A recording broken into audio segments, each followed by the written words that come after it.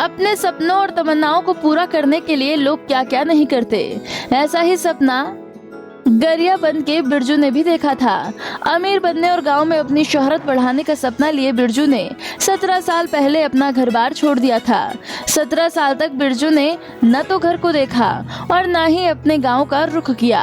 घर वाले उम्मीद छोड़ चुके थे कि शायद बिरजू जिंदा होगा, लेकिन जब 17 साल के बाद बिरजू सामने आया तो घर वालों की खुशी का ठिकाना न रहा।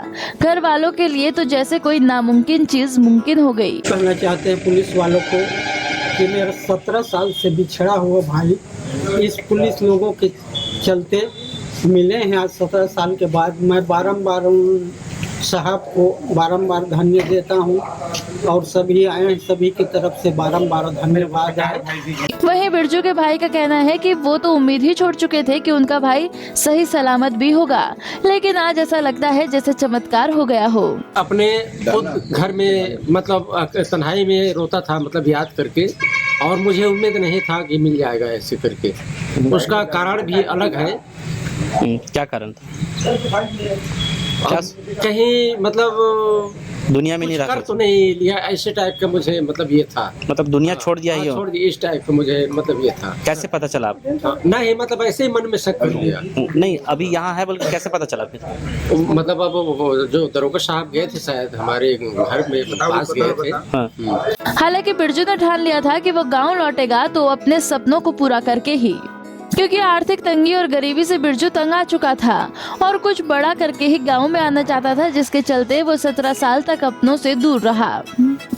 मैं घर नहीं जाऊंगा ऐसा कभी नहीं सोचा था। जाऊंगा लेके एक दिन नाम कमा के जाऊंगा, पैसा लेके जाऊंगा, गांव में इज्जत शोहरत मिले, ऐसा सोच के मैं काम करता था। अच्छा, क्या मतलब किस लिए छोड़ के आए थे घर? छोड़ने की वजह क्या था? गरीबी है मेन कारण, बदनसीबी, गरीबी, ये सब की वजह से मैं छोड़ दिया। बिरजू के घर लौटने से उनके दोस्तों में भी खुशी का माहौल है। बिरजू के बचपन के दोस्त का कहना है कि उसे पूरी उम्मीद थी कि एक दिन बिरजू कैसे भी करके लौटेगा। मिलेगा कि मेरे को उम्मीद था, पूरा उम्मीद था एक दिन मिलेगा करके। मतलब गांव में खाली टाइम में चर्चा करते थे? हाँ करते थे हम लोग चर्चा। मेरा दोस्त है वो कभी पढ़ा लिखा है और जिंदा होगा और मरना नहीं होगा, पढ़ा लिखा है सोच समझ कर हम मतलब भरोसा था कि हिम्मत नहीं हारेगा। नहीं। बिरजू के मिलने का किस्सा भी दिलचस्प है। बिरजू लंबे समय से गाजियाबंद के देवभोग में किराए का मकान लेकर रह रहा था और पेंटिंग का काम कर रहा था। कम्युनिटी पुलिसिंग के तहत देवभोग पुलिस ने जब किराएदारों की वेरिफिकेशन की तो खुलासा हुआ कि परिवार वालों और मित्र लोग देवभोग पहुंचे। परिवार वाले और मित्र लोग देवभोग पहुंचे और थाने में उनका मिलन हुआ।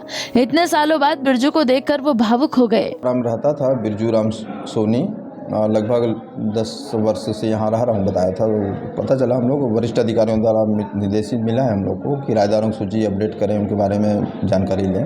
उसी परिप्रेक्ष्य में हम लोग कल अपडेट कर रहे थे तो इसके बारे में पता चला। अकेला रहता है, उसे बुलाए थे वहाँ पूछताछ करने, तो अपना आधार कार्ड वगैरह दिया था। वो आधार कार्ड में तस्दीक है तो रायपुर का बता रहा था, तो वहाँ जिसका रिलेशन का था उससे बात किया तो बताया कि उसको 10 साल से जान रहा हूँ, बाकी उसके फैमिली के बारे में नहीं जान रहा था।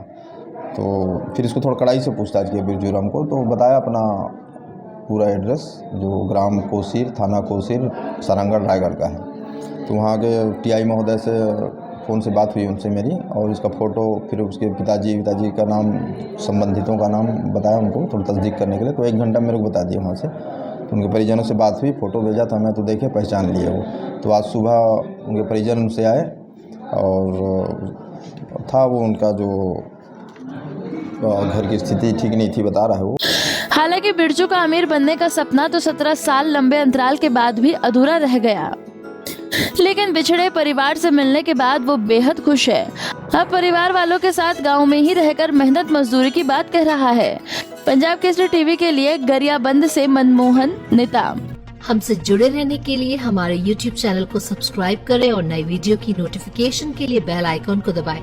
अगर आप ये वीडियो Facebook पर देख रहे हैं तो लाइक जरूर करें और ज्यादा से ज्यादा शेयर करें। धन्यवाद।